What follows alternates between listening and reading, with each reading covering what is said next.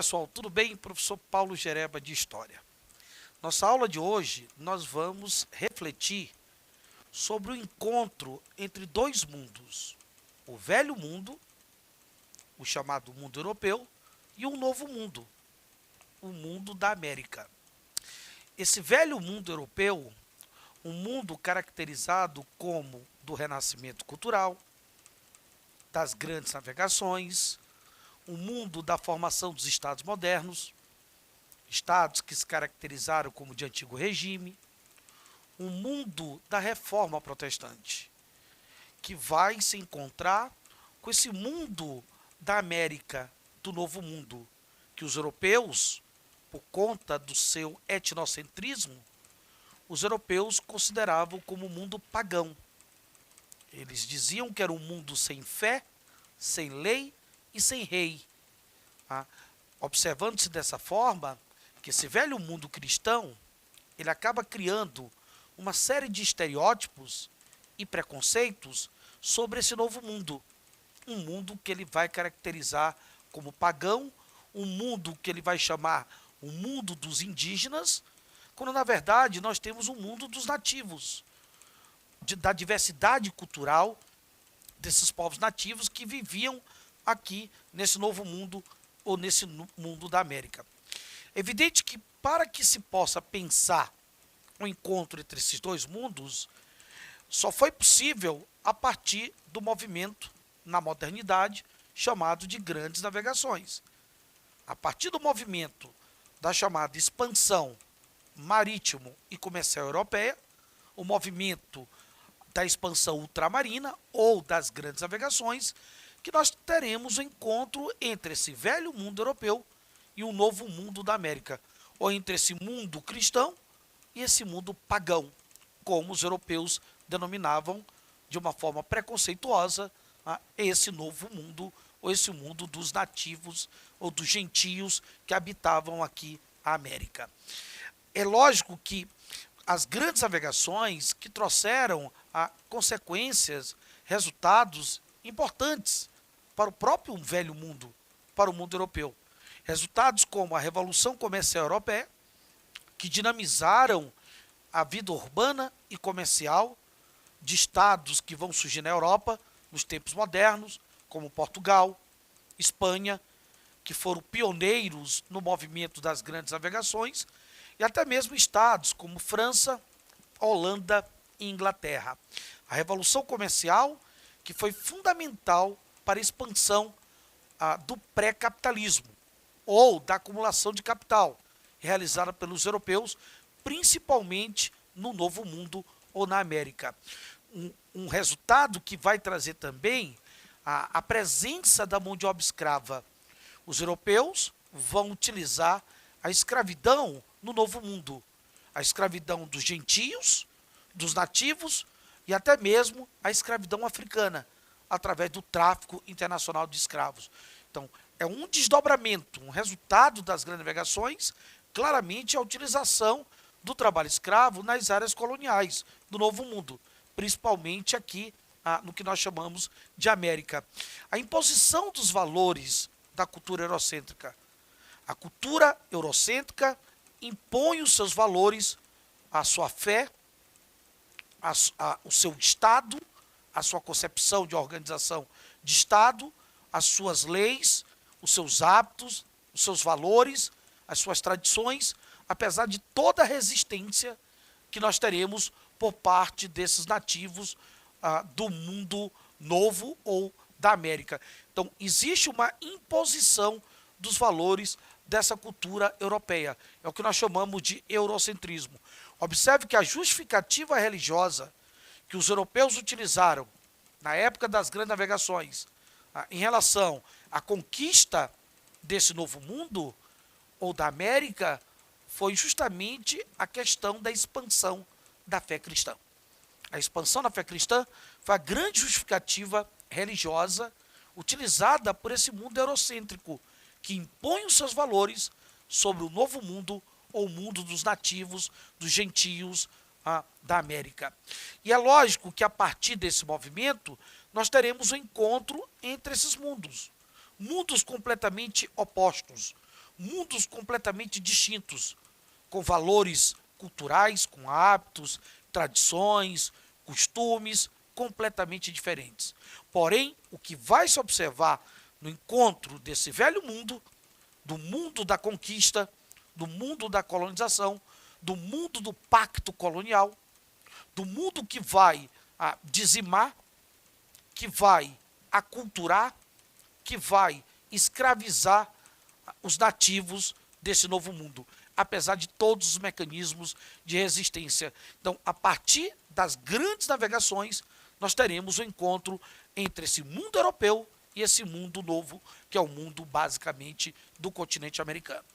E aí, nós trouxemos, na verdade, para poder observar melhor os efeitos do encontro entre esse velho mundo cristão europeu e o novo mundo pagão da América, nós trouxemos, na verdade, algumas falas da época. Falas da época de personagens europeus que se encontraram com esse mundo nativo, com esse mundo basicamente do que eles chamavam de mundo indígena do continente americano. E uma das narrativas que nós vamos trazer, a narrativa dos viajantes, a literatura do viajante, é a narrativa do Cristóvão Colombo. Nós temos aqui, na verdade, uma frase, uma expressão de Colombo, para que a gente possa perceber, a partir dessa expressão, os efeitos que nós teremos em relação ao encontro desses dois mundos. Colombo, por exemplo, em uma das suas narrativas, ele coloca o seguinte: quando ele chega aqui em 1492, a serviço do Estado espanhol, navegando pelo Estado espanhol, Colombo chega no Novo Mundo, em 1492, e uma das narrativas que ele utiliza, ao se deparar com esses nativos do Novo Mundo ou da América, é a seguinte: tão afáveis, tão pacíficos são eles, que juro a vossas majestades, reis da Espanha, ele se referindo aos reis da Espanha, que não há no mundo uma nação melhor. Amam aos seus próximos como a si mesmos, e sua conversão é sempre suave e gentil, e acompanhada de sorrisos, embora seja verdade que andam nus. Suas maneiras são decentes e elogiáveis. Então, observem a concepção dessa literatura de viajantes. A expressão de Colombo se enquadra como a literatura de viajantes. Observem o olhar estrangeiresco, o olhar eurocêntrico de Colombo em relação às populações nativas que se encontravam aqui na América no momento em que ele chegou no Novo Mundo.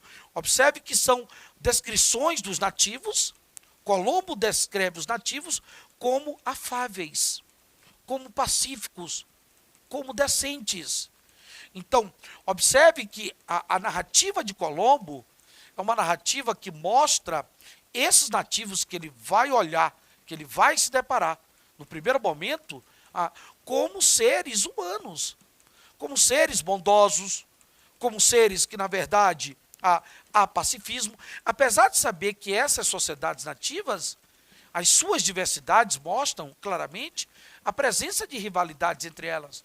Eram sociedades que tinham rivalidades, eram sociedades que, na verdade, algumas delas civilizadas, como os astecas, maias e incas, outras viviam em estruturas comunitárias, como os tupis, os guaranis, aqui na América Portuguesa, no Brasil. Então, Colombo, no primeiro momento, ele não percebe essas diversidades existentes entre esses nativos. Mas a imagem de Colombo é uma imagem que esses nativos, eles são pacíficos, eles são decentes, eles são afáveis.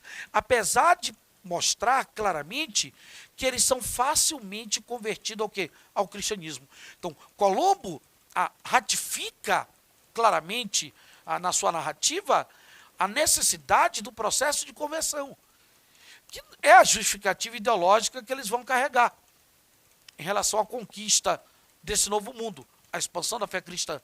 Então, eles são facilmente, olha só, facilmente ou suavemente, gentilmente propostos ao quê? A conversão do cristianismo. Como o próprio Colombo coloca, eles amam aos seus próximos como a si mesmo.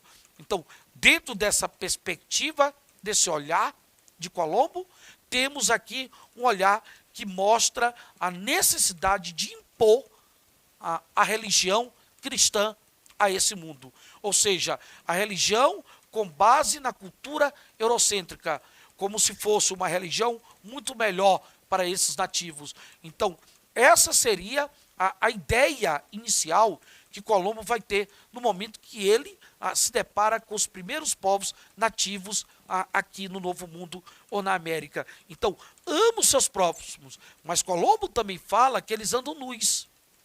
Mas observa que o nudismo que Colombo trabalha não é o nudismo da imoralidade, da indecência. Pelo contrário, é o nudismo do naturalismo. Repare que, pelo menos na concepção de Colombo, Colombo olha esses nativos, né, o seu nudismo como algo elogiável, como algo decente. Diferentemente de algumas outras literaturas de viajantes que nós teremos nas fases de conquista desse novo mundo, pelos espanhóis, pelos portugueses, pelos franceses e até mesmo ingleses, nós temos narrativas que mostram o nudismo como algo imoral, como algo degradável, diferentemente dessa concepção de Colombo. Colombo, observem, ele mostra o nudismo como algo elogiável, como algo decente. Nós temos também aqui uma outra narrativa que é justamente do primeiro documento escrito oficial que se tem sobre a presença dos portugueses aqui no Brasil. O documento escrito por Pero Vaz de Caminha, a Carta de Caminha, uma carta que se enquadra também dentro da literatura de viajantes, dentro de uma concepção eurocêntrica, dentro de uma visão estrangeiresca. A Carta de Caminha. Caminha que esteve com Cabral, quando chegou aqui em 1500. Caminha é o escrivão oficial da expedição de Cabral, que conquistou a América Portuguesa, essa parte do Atlântico Sul, por volta de 1500. E a literatura de Caminha, nós temos um trecho da Carta de Caminha, que ele vai claramente nos mostrar alguns dos efeitos e os olhares até mesmo de estranhamento desses europeus do mundo cristão em relação aos nativos aqui do Novo Mundo da América, de uma forma mais específica aos nativos que habitavam o nosso litoral aqui do Brasil. Então, no fragmento, né, da Carta de Caminha que nós buscamos, olha só, nós temos o seguinte: a feição deles, ele se referindo aos nativos, a feição deles é parda. Eles são pardos. Algo avermelhada. Né? Caminha mostrando o olhar dele em relação ao nativo. Repare, eles não são brancos, como nós. Tá? Eles são pardos. Eles têm uma cor avermelhada. Eles têm bons rostos e bons narizes. Olha só, a ideia do primitivo com um bom rosto, com um bom nariz, mas com uma cor diferente dos europeus. Em geral, são bem feitos. Olha só a visão, né, do estranhamento. Em geral, são bem feitos. Ambos traziam o lábio de baixo furado. Mas é preciso observar que Caminha, ele está fazendo um retrato das sociedades nativas que ele encontrou no nosso litoral. Ele não está fazendo um retrato de todas as sociedades indígenas que habitavam o território brasileiro. Ele fala apenas dos nativos que habitavam o litoral em que ele manteve contato. Então ele diz, olha, o lábio de baixo era furado e metido nele um osso branco. E realmente osso, do comprimento de uma mão travessa e da grossura de um fuso de algodão, agudo na ponta, como furador, mostrando um dos hábitos utilizados por esses nativos em que ele se deparou, que estavam no nosso litoral. mete-nos pela parte de dentro do lábio. E a parte que fica entre o lábio e os dentes é feita a roque de xadrez, ali encaixado, de maneira a não prejudicar o falar, o comer e o beber. Então, observe que Caminho diz, olha, é um hábito em que eles têm, esses nativos, né? Pelo menos aqueles nativos que o Caminho está olhando, onde eles metem, evidentemente, o quê? No seu lábio de baixo, um osso furado. Mas esse osso não atrapalha o seu linguajar, o seu idioma. Esse osso não atrapalha a sua necessidade de sobrevivência, ou seja, o comer e até mesmo o beber. Então, trecho da carta de Pere Vaz de Caminho. Observe, na verdade, que Caminha, ele relata a calmaria nesse contato. Uma estranheza, de certo, uma estranheza, mas, porém, uma calmaria. Inclusive com troca de presentes. Em outros trechos da carta de Caminha, nós temos claramente ele mostrando a troca, que houve a troca de presentes entre os europeus, portugueses e esses nativos que habitavam o nosso litoral, de ambos os lados. Porém, interessante, com os estranhamentos culturais. Caminha não deixa em nenhum momento, não só nesse trecho que nós trouxemos, mas em vários outros trechos da carta, de mostrar o estranhamento cultural, não só dos europeus, portugueses, com esses nativos que habitavam o nosso litoral, mas como também o estranhamento dos nativos em relação justamente a forma como esses europeus falavam, como eles oravam, se comunicavam com seu Deus, como eles se vestiam, como eles comiam. Então, o estranhamento também ocorre por parte desses nativos. Baseado nesses dois relatos, no relato de Colombo e no relato de Caminha, podemos observar que um dos principais efeitos no encontro entre esses dois mundos é o estranhamento cultural. Esse é um dos principais efeitos.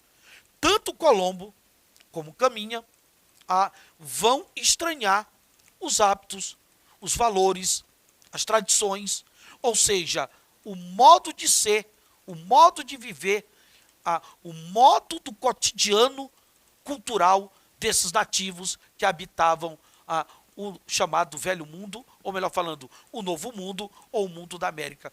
Então, a concepção do Velho Mundo, no primeiro momento, é a questão do estranhamento. Um estranhamento que, na verdade, não acontece apenas por parte desses europeus, mas o estranhamento que ocorre também por parte dos nativos. Os nativos vão estranhar o seu idioma, o modo como eles se vestiam, a forma como eles se comunicavam com seu Deus, que eles eram cristãos, monoteístas, esses nativos eram politeístas. Então, esse é um dos grandes efeitos que nós teremos no encontro entre esses dois mundos. É evidente que nós temos outros efeitos, como, por exemplo, a escravidão dos nativos, o genocídio, o extermínio, a resistência desses nativos. Esses nativos resistiram à imposição dos valores do etnocentrismo cultural, os valores etnocêntricos, ou seja, o aculturamento. Um dos resultados também foi o processo de aculturamento desses nativos, mas que é preciso observar que eles resistiram através de fugas, através de alianças, através, eu diria até mesmo de suicídios, de prática de sincretismos. Então, são resultados, efeitos importantes no encontro entre esse velho mundo europeu, cristão, com esse novo mundo nativo, um mundo de diversidade, um mundo que os europeus chamavam de pagães, mas era um mundo que tinha a sua religião, a sua diversidade religiosa, que tinha suas leis, que tinha basicamente os seus líderes políticos, as suas organizações políticas, alguns com estados, outro com estrutura comunitárias. Ok, galerinha? Um grande abraço e até o próximo encontro.